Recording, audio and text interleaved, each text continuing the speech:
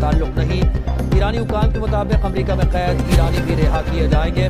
खबर एजेंसी का कहना है कि जनूबी कोरिया में मुंजमद $6 अरब जारी करने के बाद 5 अफराद को ईरान छोड़ने की इजाज़त दी जाएगी।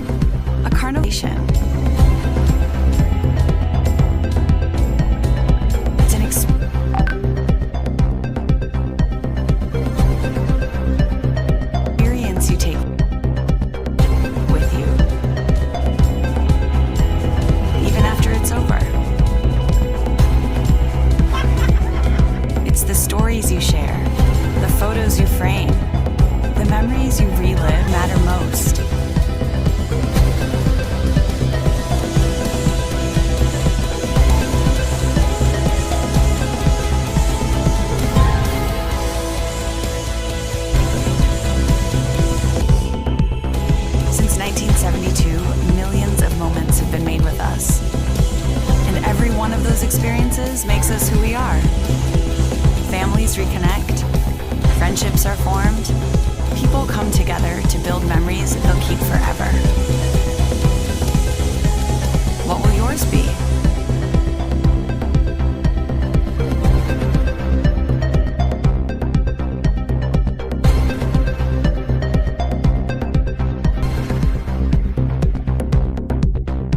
Let's talk about Imran Khan,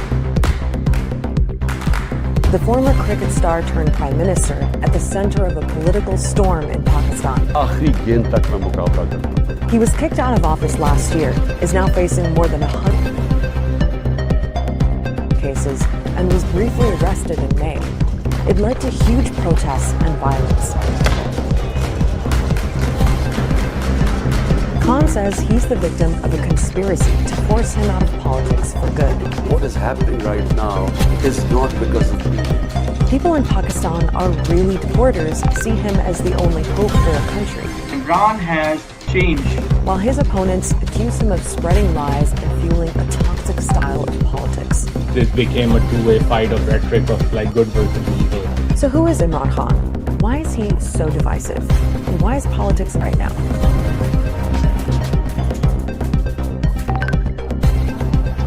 First off, let's run through Imran Khan's backstory.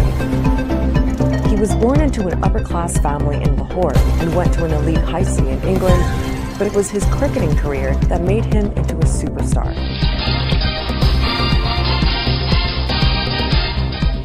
In 1992, he led Pakistan to its first and only World Cup victory. He's easily the very glamorous cricketer too. That glamour, of course, brought him to the attention of high society in London. In the early 90s, he was hanging out with rock stars and royalty and married a British aristocrat. But he was also getting into charity work and raised money to open a cancer hospital in Lahore in memory of his late mother. Public icon trying to provide free cancer care in a country where this was not accessible for most people. And that then translated into a conversation he had about the role of corruption, improving governance, and then his entry into politics. In 1996, Imran Khan launched his own political party, which means Movement for Justice. He styled himself as an outsider on an anti-corruption mission, but his political career didn't really take off until 2011. That's when he held 2 rallies in Lahore and Karachi. Tens of thousands of people showed up. He was promising to bring a new kind of politics to Pakistan.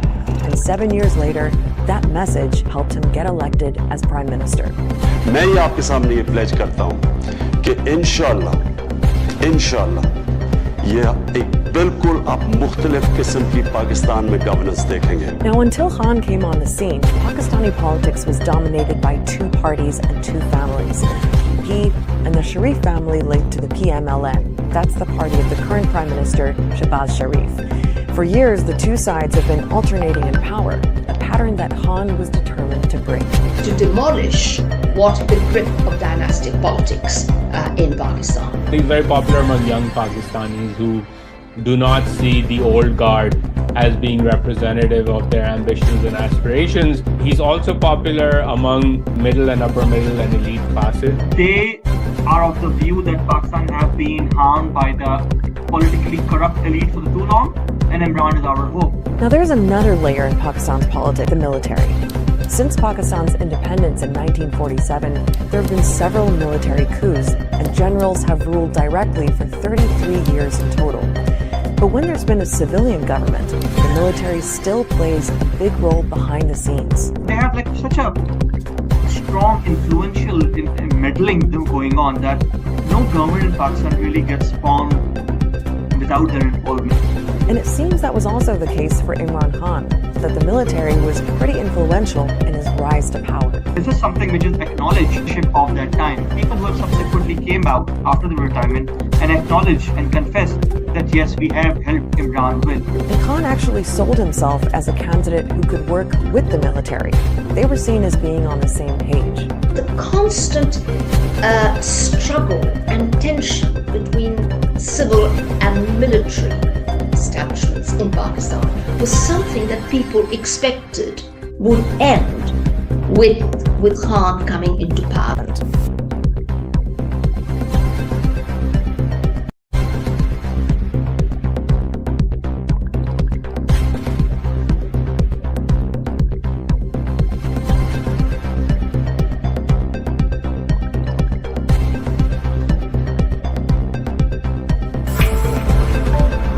So it's 2018, and Imran Khan's just been elected Prime Minister. And his political opponents accused him of fraud.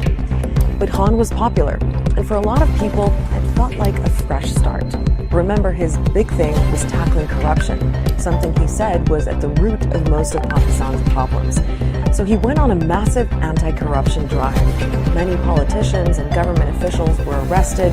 Khan's supporters approved, but his critics said it was one-sided and that he was only targeting his political opponents, though Khan denies that. Criticism was that Khan's approach created a kind of vindictive and divisive political atmosphere. He made compromise a bad word. You were all in with Khan or you were anti-Khan for whatever reason. Brought with him an extremely divisive, some would say, hate of politics. Much of that reflected in the language that he used, haranguing his opponents and accusing them of being thieves and crooks. हम जिससे मफामत कभी नहीं करेंगे वो लोग हैं जिन्होंने पाकिस्तान की आवाम का पैसा चोरी करके मुल्क से बाहर लेके गए. Now the economy was a big issue when Khan was Prime Minister. He inherited a lot of problems, including a major debt crisis, and he had to deal with COVID too. But for most Pakistanis, didn't improve under Khan. Inflation soared and the value of the currency fell. As the economic stress mounted, people sort of began questioning, what this hope and change. And I think that began to then erode his popularity. Overall, your democratic, your human rights, these things were being impacted. Politicians were thrown in jail, things like that. But economy was also being impacted. And along with these things, Imran's relationship with military also started fracturing. Now, it's hard to know exactly how Khan's relationship with the military broke down because this is behind-the-scenes kind of stuff. But strains developed after a couple of years with Khan as Prime Minister. It seems the military looking. The economy was in bad shape.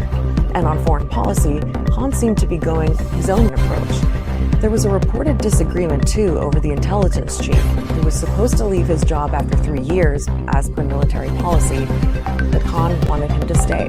It was kind of a straw that, if not broke the camel's back, it really made things irreparable from that time onwards. It's always been a marriage of unequals. Every time a politician or a political party has allied itself with Pakistan's military, they always get hurt by it. By 2022, it seemed pretty clear that the military was pulling their support from Khan by standing back so the opposition parties could go after him. Those parties held a no-confidence vote, and Shehbaz Sharif replaced him as prime minister. So what's happened since then? Well, Imran Khan's been fighting back against what he says was a conspiracy to remove him from power. He used to claim, when he was being ousted or close to it, that there was an American conspiracy. Within a few months, Khan's tune had changed. It has moved from a conspiracy hatched abroad to a conspiracy hatched at home. He has also army chief and grudge against him. He's held huge rallies all across Pakistan. काश अभी अम्मी के हाथ के दाल चावल होते, उनका वाला टेस्ट कोई नहीं बना सकता।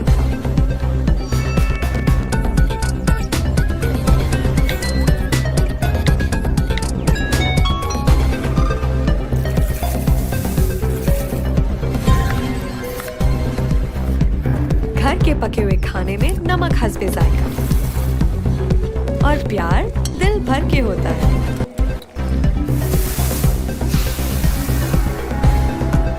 फूड पैंडा होम शेफ पे मिले घर का बना खाना, वही खास घर वाली फीलिंग के लिए, खास घर से फूड पैंडा होम शेफ।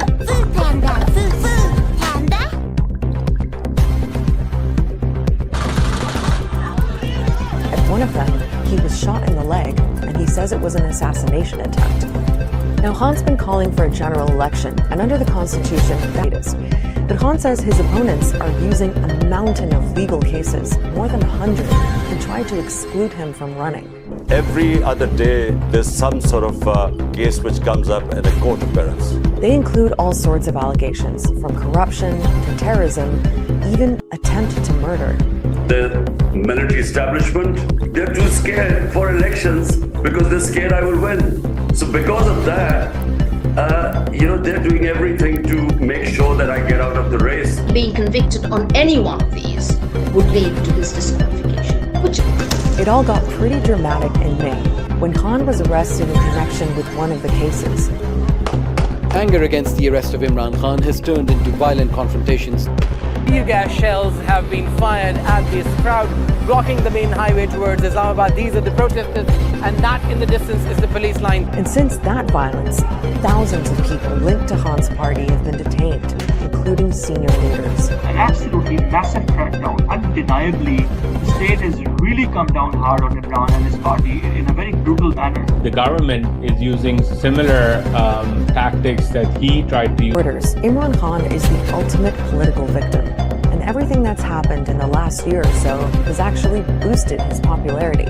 ये लोग जितना उसको दबा रहे हैं ना, अल्लाह उसको ऊपर ला रहा है, अल्लाह इज्जत दे रहा है उसको, अल्लाह लाने वाला है। जो खान साहब करते हैं बिल्कुल सही है, हम तो अपने Imran Khan today is Pakistan's most popular politician. I think there is agreement that if elections were to be held tomorrow, he would win.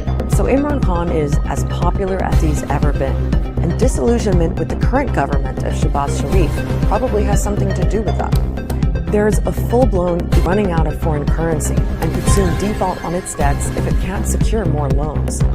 And millions of people are still dealing with the aftermath of last year's floods that left a third of the country underwater. So while this brutal political fight is going on, problems stacking up. 4 million people just over a few months have fallen below the poverty line. And I don't think any segment of the elite society, politically or institutionally in Pakistan, and that includes the military, has an answer to solving these problems. And that's the real tragedy here. Complete chaos happening.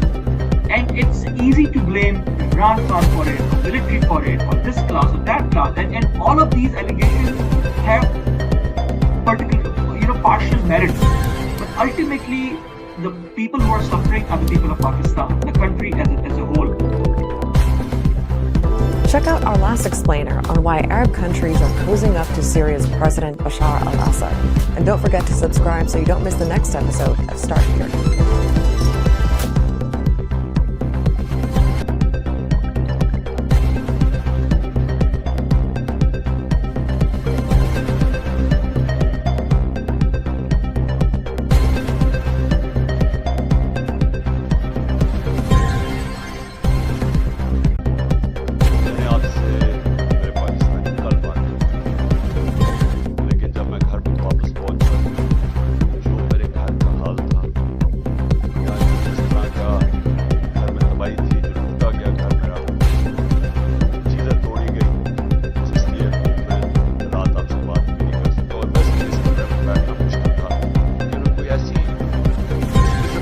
ऐसे घर में थी कि हमारे से अभी तक आंखों में उसका असर है, इसलिए मैं कल आपसे बात करूँ। एक तरह अच्छा है मैं आपसे बात कर सका, क्योंकि कल तो बड़ा गुस्सा था और उससे भी इंसान को बात नहीं करनी चाहिए। मैं सबसे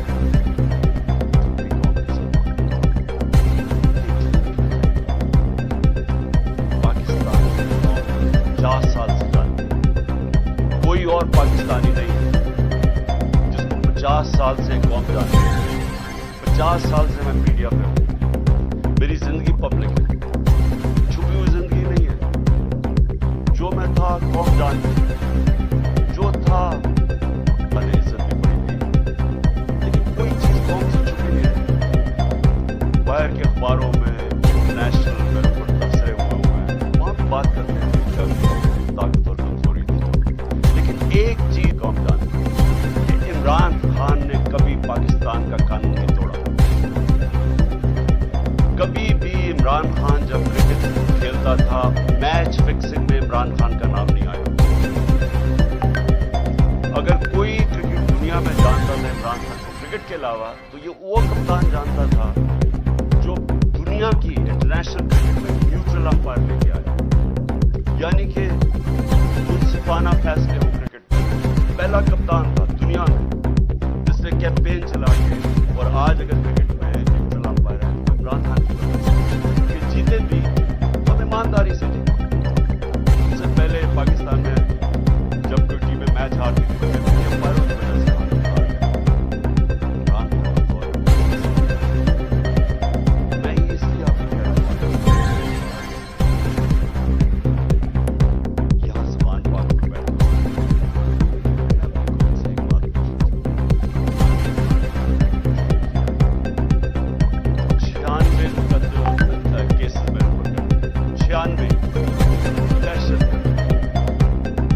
कत्ल, तौहीन मजहब, गद्दारी, हर किस्म का केस। जब मैं घर से बाहर निकलता हूं और नए केसेस हो जाते हैं। और केस कौन कर रहे हैं? केस वो लोग कर रहे हैं जो इस मुल्क के सबसे बड़े मुजरिम हैं, 30 सालों से साबित कर रहे हैं। अगर आपने ये चेक करना है,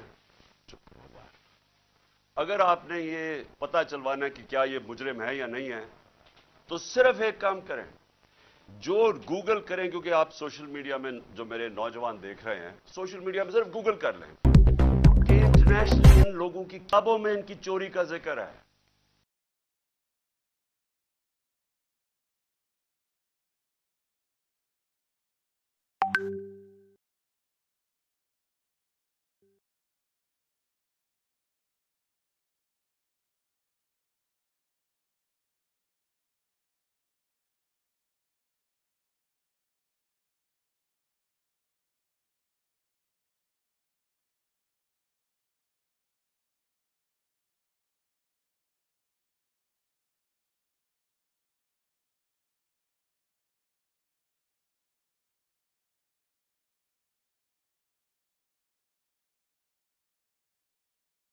और इन्होंने नीचे सारा चोरों का और मुजरिमों का सेटअप ले आए हैं। सनाउल्लाह जैसा आदमी किसी फैसलाबाद में पूछे कि कौन सा जुर्म है जो इसने नहीं किया। शरीफों का पूछे, जरदारी का जरा सिंध में पूछे कि इसने क्या क्या क्या क्या जुल्म उन लोगों के ऊपर नहीं किया। इनको पीछे से जो अपने आप को मुल्क के मुहाफिज कहते हैं ऊपर मुसल्लत कर दिया हमारे। वो क्या कर रहे हैं आज? वो केसेस कर रहे हैं, हर किस्म का हरबा इस्तेमाल कर रहे हैं कि कहीं इमरान खान रास्ते से हट जाए। करवाया था और इनके साथ पीछे हैंडलर था। उसके बाद कवर अप ये अब कर रहे हैं। ये अपना आदमी बैठाया मोहसिन नकवी, जो आसिफ को बेटा माने। वो क्या होगा खुद कौम बता दे मुझे। वही आसिफ जरदारी को इसी नवाज शरीफ ने 2 दफा चोरी में जेल में डाला था। वो आज अपना बाप मानता है उसको। उसका क्या कैरेक्टर होगा? उसको ऊपर मुसल्लत किया गया। वो पुलिस ऑफिसर्स को यहां मुसल्लत किया जिन्होंने 25 मई को हमारे पर जुल्म किया, और ये इलेक्शन कमीशन को शर्म नहीं आई। लेकिन ये 23 ऑफिसर्स ना लगाएं जिन्होंने हर किस्म का तशद्दुद किया था हमारे ऊपर। तकरीबन सारों को लगा दिया ऊपर। और मैं अभी उसके ऊपर आता हूं कि फिर हुआ क्या, क्योंकि मैं आज आपको खुल के बात करना चाहता हूं कि मुल्क हमारे से हुआ क्या, ये मुल्क से क्या हो रहा है और ये मुल्क जा किधर रहा है।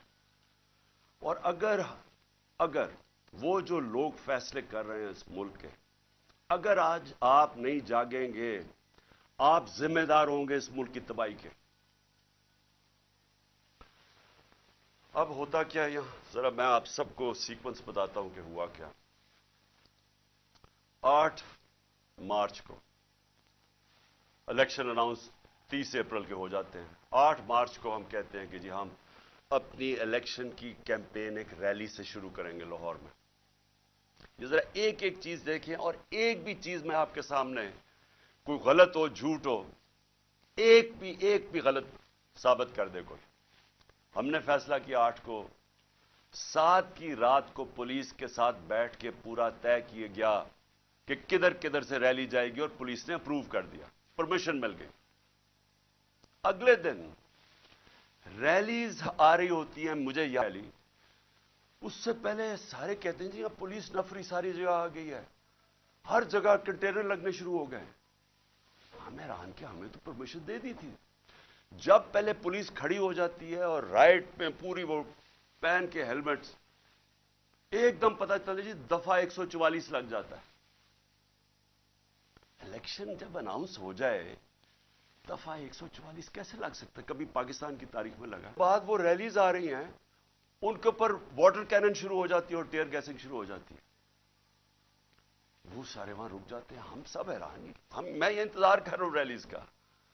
3:30 बजे मुझे आना था उन्होंने लेने के लिए। अगले 1 घंटे में खबरें आनी शुरू हो जाती हैं कि जी वहां टीयर गैसिंग हो रही है, मार रहे हैं, गाड़ियां तोड़ रही है पुलिस। यहां वर्कर्स खड़े हो जाते हैं कि जी 5 बजे अपनी रैली कैंसिल कर देता हूं, क्योंकि मुझे पता था कि अगर अब ये इश्तियाल दिलवा रहे हैं, कुछ भी हम करेंगे ये मजीद और बिगड़ेगी। क्योंकि इन लोगों का एक 1 पॉइंट एजेंडा है कि किसी ना किसी तरह इलेक्शन ना हो। तो मुझे पता था, मैंने फौरी कैंसिल किया कि इंतशार ना हो, क्योंकि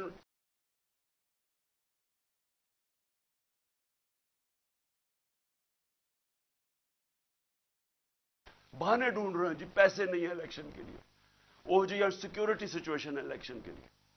हर किस्म का किसी तरह ये मुजरिम पेशा लोग इलेक्शन ना लड़ें, क्योंकि 37 बाय इलेक्शंस में से 30 हार चुके हैं।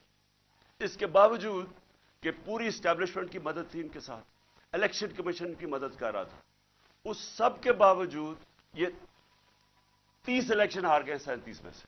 तो ये तो भाग रहे हैं इलेक्शन से, और तो खुल के सब सामने आ गए, हर किस्म की और 40,000 से हार गए। इसलिए डरे हुए थे, हमें पता था, इसलिए मैंने रोक दिया। अगले दिन हमने कहा जी अगले दिन हम करते हैं। अगले दिन फिर पता चला जी नहीं जी आज पीएसएल का मैच हो रहा है, आप भी कर सकते हैं। चलो जी, फिर हमने नहीं की। हमने कहा चला अगले दिन चले जाते हैं। उसके अगले दिन हमारी रैली इंशाल्लाह बड़ी लाहौर की पब्लिक, जिसका मैं शुक्रिया अदा करता हूं, भरपूर तरीके से शिरकत करती है उसमें। मुझे तब ही शुरू हो गया था कि इनको खौफ आना शुरू हो गया। और उसके बाद ये मेरे घर के ऊपर ऑपरेशन शुरू होता है। और मैं आपको समझे कि ये जो रेंजर्स आ गए हैं, 72 बंद गाड़ियां मेरे घर, 3 तरफ से जमान पाक के ऊपर पुलिस की हजारों अटैक कर रहे हैं। था क्या इशू ये था कि इस्लामाबाद के एक कचहरी के अंदर मैंने उनको ये कहा था कि यहां से केस शिफ्ट कर दें, क्योंकि हुकूमत कोई सिक्योरिटी मुझे नहीं दे रही थी। हुकूमत खुद कह रही है मेरी जान को खतरा है, मुझे पता है मेरी जान को खतरा है। जिन्होंने मुझे कत्ल करने की कोशिश की वो तो सारे इख्तिदार में बैठे हुए हैं। तो मैंने वहां ये कहा कि ये शिफ्ट कर दें केस, और मैंने सिर्फ हाजिरी लगानी थी, वहां कोई ट्रायल नहीं होनी थी। मैंने सिर्फ जाके अदालत में हाजिरी लगानी थी। इसलिए मैंने उनको कहा कि ये शिफ्ट कर दें यहां, क्योंकि वह 2 दफा दहशतगर्दी के अटैक हो चुके हैं, जिधर जज भी शहीद हुए और वकला भी शहीद हुए। तो पता है कि वहां कोई भी किसी को अगर वहां आप चले जाएं तो वहां तो डेथ ट्रैप है। तो सिर्फ उसके लिए मेरे, और वारंट लेके ये यहां पहुंच गए, एक मैजिस्ट्रेट के वारंट। अब ये सुने हैं, ये जो सारी फौज पहुंच गई जमान पाक, एक मैजिस्ट्रेट के वारंट थे। ये वारंट इसके ऊपर सनाव लॉ के ऊपर भी निकले हुए हैं, उससे क्यों नहीं पकड़ा है? वो कहते जी, पुलिस वाला कहते जी हमें वो मिलता ही नहीं है, पता ही नहीं किधर है वो। तो ये ऐसे नहीं आए सारे। हुआ जिस तरह का हमला किया गया नौजवान पर, टेयर गैस, इतनी टेयर गैस कि यहां आप अंदाजा नहीं लगा सकते कि मैंने दिखाया कितने शेल्स मारे घर के अंदर, वाटर कैनन्स लोगों पे मारी, वो वाली असल गोलियां भी चलाई, कारतूस भी चलाए, रबर बुलेट्स भी चलाई। और उसके बाद यहां मेरे घर के ऊपर मुसलसल हमले होते रहे। कभी आज पाकिस्तान की तारीख में इस तरह हुआ है कि एक पॉलिटिकल लीडर को सिर्फ उसने हाजिरी लगानी थी इस्लामाबाद में, जो मैं कह रहा हूं कि मैं जा रहा हूं 18 को, जो मैं कल गया हूं, मैंने कभी भी नहीं कहा मैं नहीं जा रहा। मैंने अश्योरिटी बॉन्ड दिया। कानून ये कहता है कि अगर आप अश्योरिटी बॉन्ड दे दे, जो मेरे वकील इश्तियाक खान ने दे दिया था, वो अच्छा टीवी पे बताया, हम टीवी पे बताया कि हम अश्योरिटी बॉन्ड दे रहे हैं, और कानून ये कहता है कि अगर आप अश्योरिटी बॉन्ड दे दें तो उसके बाद पुलिस आपको अरेस्ट नहीं कर सकती, वो जान के ना मिले। क्योंकि उनका मकसद ये नहीं था कि कोई इंसाफ के लिए मुझे लेके जा रहे थे, वो मुझे यहां पकड़ने आए थे, और पकड़ के लेके जाना था इन्होंने बलूचिस्तान, और उसके बाद इन्होंने इतने जेल में ही रखना था जब तक ये इलेक्शन खत्म ना हो जाए, कि ना मैं पार्टी टिकट्स दे सकूं, पीछे जो भी होता है अफरा तफरी के अंदर 2 और लीडर्स पकड़ लें। और सिर्फ कोशिश ये थी कि किसी तरह इमरान खान को, वो जो झूठों की शहजादी, झूठों की मलका जो सारा वक्त लगी रहती है level playing field, level playing field का मतलब ये है कि किसी तरह इसको रास्ते से हटाओ, और वो जो एक सजा याफ्ता जो 30 साल से इस मुल्क के पैसे चोरी करके अरबों रुपए की प्रॉपर्टीज में लंदन रह रहा है, उसके सारे केसेस खत्म करो और वो यहां वापस आए। ये है लंदन प्लान और लेवल प्लेइंग फील्ड। तो यहां सबको पता चल गया कि इनका मकसद, जब मेरी तरफ से अश्योरिटी बॉन्ड नहीं लिया तो हमें सबको पता चल गया कि ये तो बदनीयती है, ये तो पकड़ने आए हैं। अब यहां जो लोग लड़े हैं वो इसलिए नहीं लड़े कि उनको कोई पुलिस से बचना था या उनको कोई खतरा था कि अदालत से डर रहा है मुझे वो टिश्यू देना। उनको ये डर नहीं था, उनको ये डर था सारे लोगों को बाहर कि मैं अभी तक यहां उसका पता नहीं क्या इन्होंने छोड़ा, हमारा फैक्टर उसका, उनका सबको ये खौफ था कि ये बदनीयत लोग हैं, ये इमरान खान को जेल में डालेंगे, तशद्दुद करेंगे, जिस तरह आजम स्वाति से किया, शहबाज गिल से, इसलिए तो वो मरने के लिए तैयार हो गए। उनको इनकी नीयत पे शक था कि एक अगर हाजिरी लगाने के लिए मैंने इस्लामाबाद जाना है, जो मैं कह रहा हूं मैंने जाना है, श्योरिटी दे रहा हूं, तो फिर ये क्या करना है?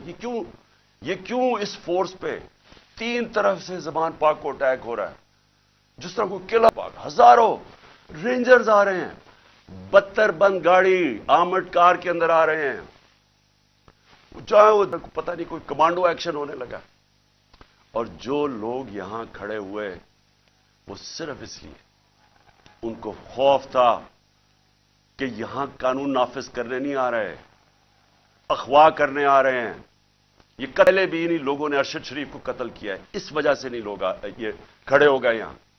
मैंने 2 दफा उनको कहा कि मुझे इतनी ज्यादा नफरी थी और थोड़े से लोग थे, मैंने 2 दफा इन्हें कहा कि देखे मैं तैयार था, मेरा बैग, मैं जाता हूं। वो मरने के लिए तैयार हो गए, मुझे कहते कि नहीं आपने नहीं निकलना, यहां खड़े हो गए। तो क्यों थे? क्योंकि ये आज मुल्क के हालात हैं। अपनी लॉ एनफोर्समेंट से शक है, लोगों ने हमारी हिफाजत करनी है, वो उनके ऊपर ही शक है कि वो कातिल हैं, ये खौफ आ गया है, इसलिए वो खड़े हुए यहां। और फिर अगर मुझे कोई शक था, किसी को भी कोई शक था, मुझे तो खैर कोई शक नहीं था कि किस नीयत से आए हैं। कल मेरी पेशी थी, मैंने पहले कहा हुआ था, मैं जब घर से निकला तो मैं अपनी बीवी को खुदा हाफिज कह के, हम दोनों खुदा हाफिज कह के क्या निकले। मुझे पता था या अब इन्होंने मुझे जेल में डालना है और या कत्ल करना है, ये मुझे पता था, तब मैं यहां से निकला। उसके बाद जब हम पहुंचे, जब हमारी गाड़ी पहुंची اور تھوڑے سے لوگ ہمارے ساتھ تھے. اللہ نے بچا لیا. بڑا سیریس ایکسیڈنٹ, سامنے والی گاڑی الٹی اور اللہ نے بچانا تھا, بچایا اس نے. جب میں پہنچا ٹول پلازا کے پاس, مجھے کوئی شک اس وقت نہیں تھا کہ ان کی نیت کیا ہے. سارا موٹر وے بند کر دیا. اب ذرا یہ سن لیں پاکستانی ہو کہ کبھی اس ملک کی تاریخ میں ہوا ہے کہ ایک آدمی صرف حاضری لگانے جا رہا ہے عدالت میں, اور اسی میجسٹریٹ نے پھر شفٹ کیا کیس جوڈیشل کمپلیکس, کیونکہ اس نے یہ ریئلائز کیا کہ وہاں تو کیونکہ ذمہ داری تو اس کی ہونی تھی. لوگوں نے سب بول پڑے کہ اگر وہ ذمہ دار ہوگا, تو اس نے ڈر کے شفٹ کر دیا جوڈیشل کمپلیکس میں. اب جوڈیشل کمپلیکس میں میری حاضری تھی. اب پولیس عدالت دیکھیں, موٹر وے بند ہوا صرف ایک لین رکھی ہوئی ہے, صرف ایک لین, تاکہ عمران خان جب نکلے تو پیچھے سے 30-40 گاڑیاں تھیں, ان کو بند کر دیا جائے. تو ایک لین, سارا ٹریفک بند کر دیا. ایک لین کے اندر جیسے میں آگے نکلا, میری پیچھے انہوں نے بلاک کر دیا. پولیس کی نفری, ایف سی کھڑی ہوئی ہے وہاں. ادھر سے میں آگے گیا, ادھر آگے لوگ آگے ریسیو کرنے کے لیے, ان کے ساتھ ہم آگے آہستہ آہستہ. اب میں نے پہنچنا ہے عدالت. اب سوچیں کہ وہاں سے لے کے عدالت کے دروازے میں مجھے 4.25 گھنٹے لگے پہنچنے میں. کیوں؟ کیونکہ راستے میں پہلی پولیس آئی, اس کے بعد ہم تھوڑا آگے گئے, آگے دیکھا پھر پولیس ریجر وہ کھڑے ہوئے ہیں ایف سی, ادھر پھر انہوں نے ٹینک وہ لگائے ہوئے تھے کنٹینرز. یعنی سارا اسلام آباد موٹر وے ایک آدمی کے لیے بند کیا ہوا کہ وہ کتنا بڑا مجرم آ رہا ہے اس قوم کا, حاضری لگانے صرف. ادھر جا کے ادھر سے نکلے, انہوں نے پھر بند کر دیا. جو بھی پیچھے لوگ تھے ان کو بند کر دیا. پھر تھوڑے دور آگے گئے, پھر ادھر روک لیا. ادھر پھر وہ کنٹینرز لگے ہوئے ہیں, اور وہاں پھر بھاری اکثریت. یعنی میں کبھی اتنی زیادہ پولیس, لگتا ہے کوئی ساری جگہ سے پولیس اور ایف سی نکال کے وہاں کھڑی کر دی. پھر گئے, پھر میں وہاں سے آگے نکلا, پھر باقی روک دیا تاکہ پیچھے. پلان بڑا سیدھا تھا, اکیلا کر کے اس کو جوڈیشل کمپلیکس میں لے کے جانا تھا. وہاں یا انہوں نے مجھے قتل کرنا تھا, میں یہ واضح کر رہا ہوں آج, اور میں ابھی آپ کو بتاؤں گا اینڈ میں ہوا کیا, اور یا انہوں نے مجھے وہیں سے پکڑ کے اور بلوچستان لے کے جانا تھا. یہ ان کے دو پلان تھے. جب تو ہمارے ساتھ تھوڑے سے لوگ رہ گئے تھے, پیچھے سے بند کر دیا تھا. جو بھی آ رہے تھے, اور وہ بھی اتنے زیادہ نہیں تھے. جیسے ہی ہم آگے گئے, پھر سے لوگ جمع ہونے شروع ہو گئے. تب تک سارے لوگوں کو پتہ چل گیا تھا کہ میں آ رہا ہوں. خیر پتہ تو پہلے سے تھا, لیکن جیسے یہ پتہ چلا, سب قوم کو پتہ چل گیا کہ مجھے یہ پکڑنے لگے, اور وہ بڑھ زیادہ ہو گئے. آگے آپ یہ سنیں ذرا, آگے ہم جاتے ہیں, وہاں پھر پولیس کھڑی ہوئی ہے. اب کوئی کچھ نہیں ہوتا. یہاں سے جس طرح میں اس سے پہلے ایک رات پہلے گیا, اس سے بڑی لوگ میرے ساتھ چل کے گئے. کیوں گئے؟ کیوں پھر ان کو ڈر تھا کہ راستے میں پکڑ نہ لیں. ہم نے تو کسی کو نہیں کہا, چلتے چلتے یہاں پورا قافلہ بن گیا. لیکن لاہور ہائی کورٹ کے اندر کوئی ایک پتا ٹوٹا ہو یا ایک گملہ ٹوٹا ہو. میں کیا وہاں عدالت میں پریزنٹ کر کے میں واپس آ گیا, اور وہی واپس آ گیا, تو کچھ نہیں ہوا. تو یہاں کیا ہوا کہ لوگ ہمارے ساتھ آرام سے چل, دیکھتے ہیں وہ ٹیئر گیسنگ شروع کر دیتے ہیں. کوئی انہیں کچھ نہیں کہتا. وہاں سے ٹیئر گیسنگ شروع ہو جاتی کہ کسی طرح یہ کچھ کریں, کچھ ایکشن ہو. اب میں گاڑی میں بیٹھا ہوں, مجھے کیا پتا اندر کیا ہو رہا ہے, باہر کیا ہو رہا ہے. مجھے اتنا پتا ہے کہ افراتفری مچلی ہوئی ہے, اور وہاں ٹیئر گیسنگ چل رہی ہے, اور گاڑی میں ٹیئر گیس آ رہی ہے. اب میں نے پہنچنا تھا. مجھے پتا تھا کہ اگر میں وہاں نہ پہنچا اسلام آباد, تو انہوں نے میرے وارنٹ نکال دیے. پھر اشتہاری بنا سے پھر چلا, اور پولیس کی رکاوٹیں کنٹینرز کرتے کرتے پھر قریب گیا اس کے. اب قریب پہنچ گیا ہوں عدالت کے. 4 گھنٹے لگے یہاں تک پہنچنے میں. جب وہاں پہنچے, کنٹینرز ٹیئر گیس شیلنگ پھر شروع ہو گئی. چاروں طرف افراتفری. مشکلوں سے پہنچے, اس کے باوجود میں پہنچا. اس کے بعد آدھے گھنٹہ کھڑا ہوا ہے, اور پھر سے یاد, یہ کوئی ٹرائل کے لیے نہیں گیا, صرف حاضری لگانے گیا تھا. اتنا بڑا مجرم, ساری ایف سی پولیس فورس بند ہوا ہے سارا, حاضری لگانے کے لیے. اب میں باہر کھڑا ہوں دروازے کے. ادھر جناب ہم انتظار کر رہے ہیں, اب کریں کیا. تھوڑی دیر کے بعد وہاں سے پھر ٹیئر گیس شروع ہوگی لوگوں کے اوپر. ہم پھر کھڑے رہے کہ یہ نہ کہے کہ عمران خان عدالت سے چلا گیا. اس کے بعد بڑی دیر کے بعد دروازہ کھلا. جب میں اندر گیا دروازے کے اندر انٹر ہوا تو سامنے پولیس ہی پولیس اور رینجرز اور پولیس اور نامعلوم افراد مجھے وہاں نظر آ رہے تھے. ادھر نام لیں گے کہ جی بہانہ ماریں گے دینی انتہا پسند ہے، پلان انہوں نے کیا تھا کہ مجھے قتل کرنا ہے. میں 2 مہینے پہلے کہتا گیا اور وہ ہوا. میں آپ کو یہ کہہ رہا ہوں کیونکہ زدہ ہیں، ڈرے ہوئے ہیں کہ اگر عمران خان زندہ رہ گیا تو یہ جو الیکشن ہے یہ تو جیت جائے گا چاہے وہ جیل میں بھی ہو. ڈرے ہوئے ہیں کہ اگر وہ واپس آ گیا تو ان کا کیا بنے گا. یہ صرف ذاتی مفادات. یہ 2 خاندانوں کو اپنے ڈالرز کی پڑی ہوئی ہے جنہوں نے 30 سال کی محنت سے چوری کر کے باہر لے کے گئے ملک سے، اور یہ ہوئے ہیں کہ اگر یہ آ گیا تو شاید پتہ نہیں کیا کر دے گا وہ. تو اس خوف سے یہ ایک ہی راستہ انہوں نے ڈھونڈا ہوا کہ اس کو ہٹائے، اور یہ لوگوں کو بھی پتا تھا. جو میں نے کل اسلام آباد میں آج آپ کو یہ کہہ دوں کہ گیس شیلنگ کی، لاٹھی چارج کی، جو میں نے لوگوں کی اس وقت ان کا جو جذبہ اور ان کی جو شکلیں دیکھی، ان کو کسی چیز کا خوف نہیں تھا. وہ خوف ختم ہو چکا ہے. اگر میں گاڑی وہاں تیزی سے باہر نہ نکالتا، میں آج آپ کو کہہ رہا ہوں کہ وہاں وہ ہونا تھا، سیدھا سیدھا خون ہونا تھا. انہوں نے ان کو اشتعال دے رہے تھے، انہوں نے ریئیکٹ کرنا تھا، اور اس کے اندر وہ سب کے ہاتھ سے گیم چلی جانی تھی. میں گاڑی میں بیٹھا تھا، میں کیا کر سکتا تھا؟ مجھے تو نہیں پتا، نہ میں کچھ کر سکتا تھا نہ میں بول سکتا تھا. مجھے کیا پتا باہر کیا ہو رہا ہے.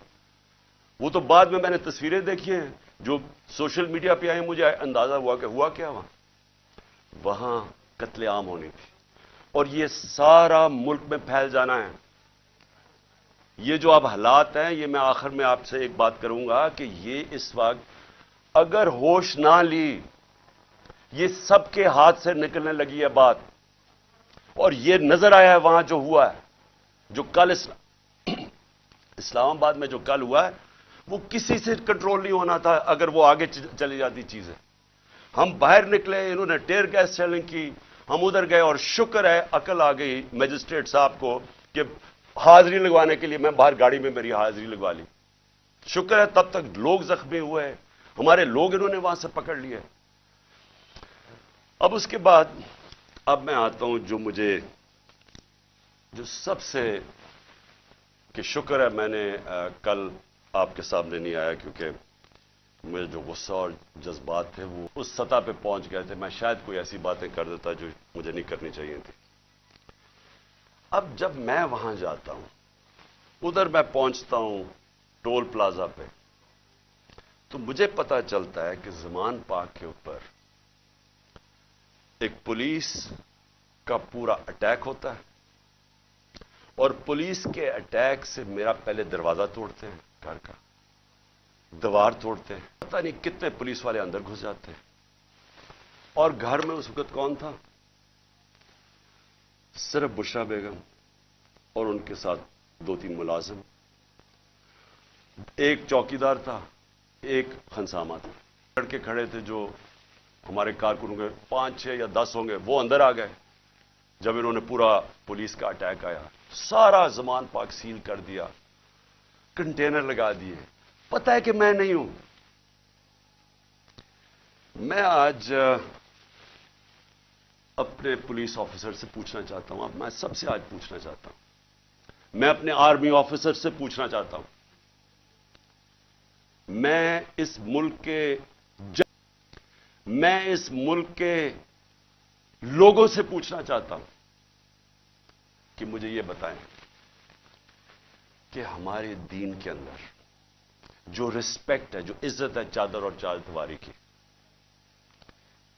کیا اگر آپ کے گھر یہ ہوتا کہ پتا ہوتا پولیس کو کہ آپ گھر میں نہیں ہیں، اور وہ سرچ وارنٹ کے بغیر اس طرح دیواریں توڑ کے گھر میں آتے، جب صرف پتا ہے کہ ایک پردہ دار، ایک ایسی خاتون جو دنیا دار نہیں پردہ دار ہے نہ ان کا کوئی تعلق ہے کسی چیز سے، جو گھر میں رہتی ہے، وہ گھر میں ہو، ان کے ساتھ صرف ملازم ہو، اور اس طرح پولیس دروازہ.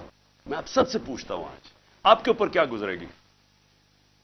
بتائیں. اگر آپ کے اندر غیرت ہے اور بےغیرتی اور غیرت کے اندر فرق انسانوں میں یہ ہے، ایک بے غیرت لوگ ہوتے ہیں اور ایک غیرت مند لوگ ہوتے ہیں۔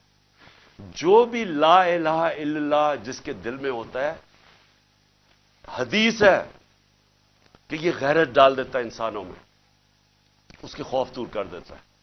اسلام کی جو ٹریڈیشن ہے، چھوڑے اسلام، دنیا میں یہ ٹریڈیشن ہے، ایک گھر کی خاتون جس کا کوئی لینا دینا کسی سے نہیں، وہ اکیلی گھر میں ہے، اور ان کو پتہ ہے وہ اکیلی گھر میں ہے، کیونکہ پتہ ہے کہ میں گیا ہوں اسلام آباد۔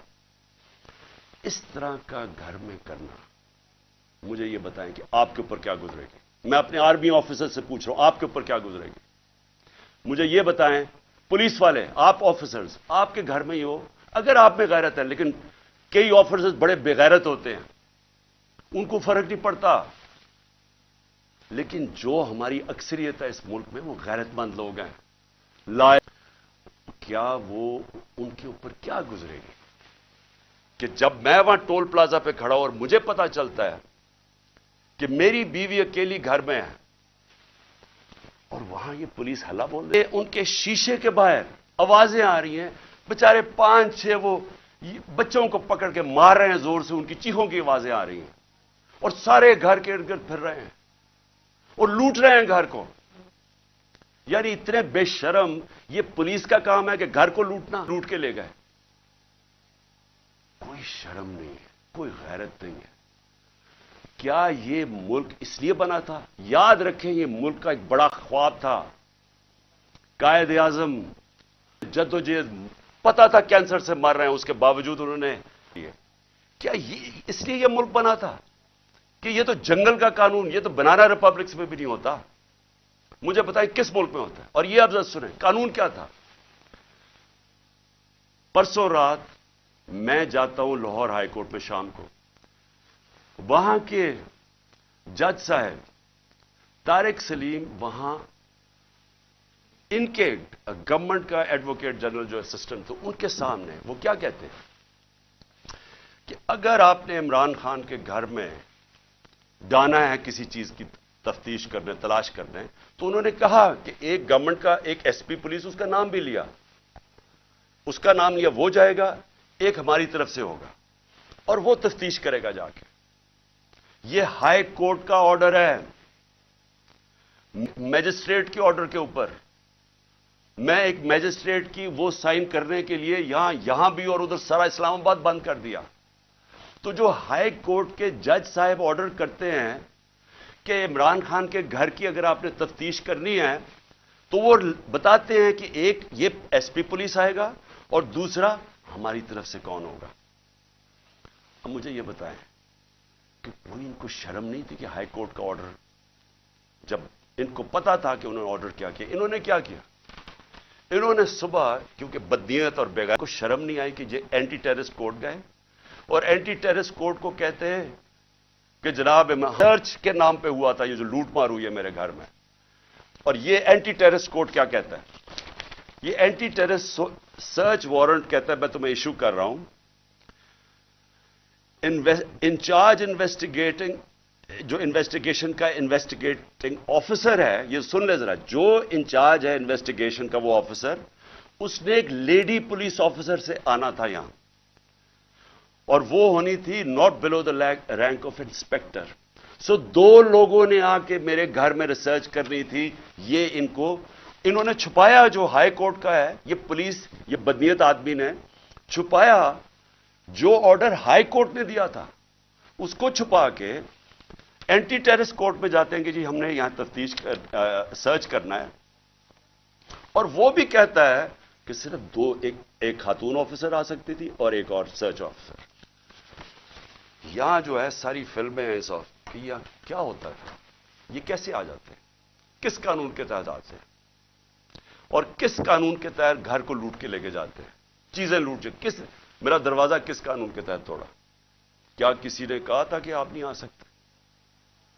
اور کیا شرم نہیں آئی ان کو؟ ان بے غیرتوں کو شرم نہیں آئی کہ یہاں ایک خاتون جو پتہ ہے کہ ہسبینڈ نہیں ہے گھر پہ، پتہ ہوتے ہوئے جو آ کے انہوں نے یہاں کیا، کوئی شرم، کوئی غیرت نہیں تھی انہوں میں، اور ان میں نہیں ہوگی، کیونکہ بے غیرت لوگ ایسے بزدل ہوتے ہیں، جھوٹے ہوتے ہیں۔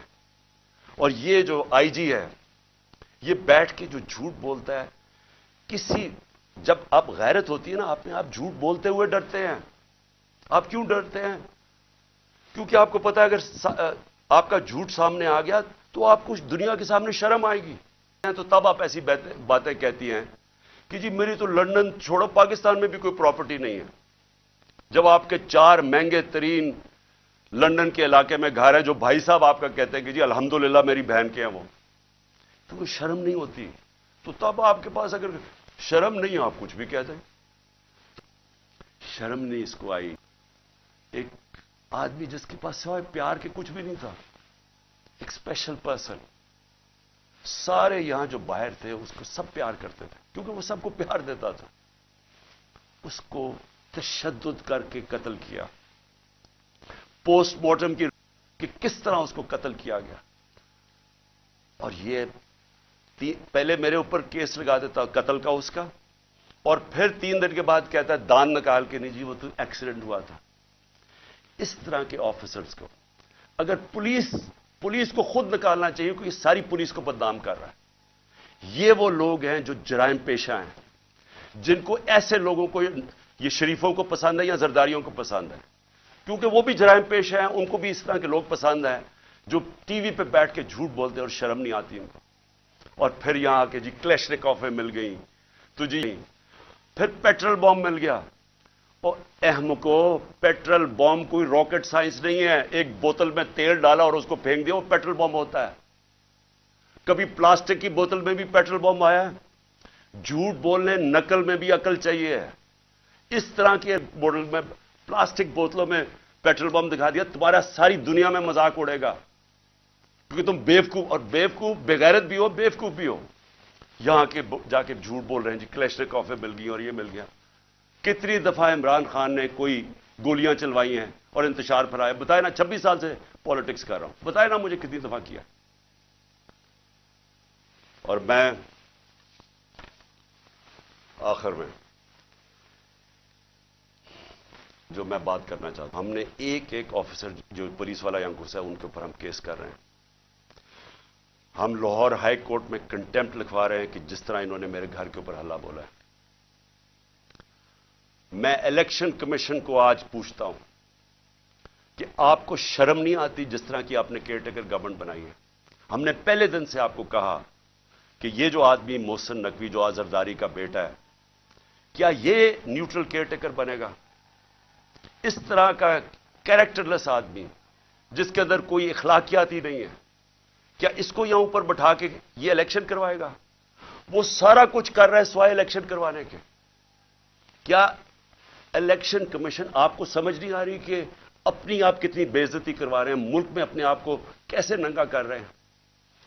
یہ کیا کیئر ٹیکر گورنمنٹ نے آج تک پاکستان کی تاریخ میں یہ کیا؟ اس طرح کی انتقامی کارروائی کبھی کسی کیئر ٹیکر نے گورنمنٹ نے کیا؟ کیا یہ کام ہے کیئر ٹیکر کا؟ آپ کی ذمہ داری ہے. یہ سارا جتنا وہ ضلع شاہ کا خون اور جو لوگوں کو مارا ہے وہ آپ کے اوپر بھی ہے. اس کے اوپر نقوی اور یہ محسن نقوی پہ بھی کیس ہم انشاءاللہ ہمارا قتل کا ہوگا، ضلع شاہ کا. یہ آئی جی اس کے اوپر بھی کیس ہوگا، اور جتنے پولیس آفیسر انوالوڈ ہیں ہم سب پہ کیس کریں گے. میں اپنی آج عدلیہ کو کہنا چاہتا ہوں کہ یہ میں آپ کے اوپر بہت بڑا یہ آپ کے لیے چیلنج ہے. مجھے پتا ہے یہ ساری فورسز ایک طرف ہیں پریشر ڈال رہے ہیں، لیکن خدا کے واسطے اس ملک کو بچائیں. آپ صرف عدالتیں بچا سکتی ہے. یہاں جنگل کا قانون جو آ گیا ہے جو مرضی جس کا چاہے، اگر ان کو فکر ہوتی کہ ان سے انصاف کیا جائے گا، ان کا احتساب کیا جائے گا، تو یہ کرتے ہی جو انہوں نے کیا. دان نکال کے لوٹ رہے ہیں گھر کو، ڈنڈے مارے بیچارے 5-6 ورکرز.